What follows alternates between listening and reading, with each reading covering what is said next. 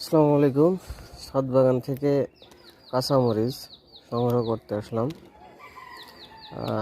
মাঝে মাঝে এই কাঁচামরিচের দাম এত পরিমাণে হয় যা নাগালের বাইরে চলে যায়, যার কারণে কিছু গাছ অন্য গাছের সাথে লাগিয়ে রাখছিলাম। কাঁচামরিচ মাঝে মাঝে এখান থেকে সংগ্রহ করি।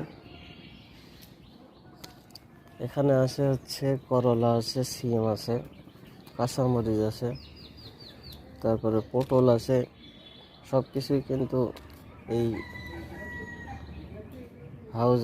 হাউজের ভিতরে লাগানো আছে। আজকে হচ্ছে একটা গাছ থেকে, সামনে যে গাছটা দেখতেছেন এই একটা গাছ থেকে সংগ্রহ করছি কাঁচামরিচ।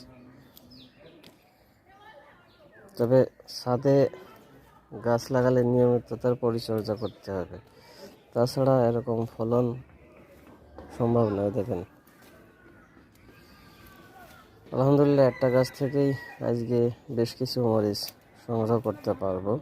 আপনারা যদি চেষ্টা করেন, যাদের ছাদ আছে তারা ছাদ বাগানে ফেলে না রেখে অবসর টাইমে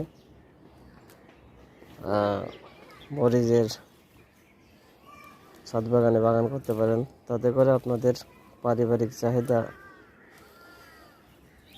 মিটে যাবে এবং বিষমুক্ত সবজি পাবেন। অনেকেই আছে যে সকালবেলা মরিচ সংগ্রহ করবে এবং সকালবেলায় স্প্রে করে। এটা হচ্ছে একটা গাছ থেকে এটা সংগ্রহ করছি আজকে। আলহামদুলিল্লাহ কালকে আবার দেখাবো।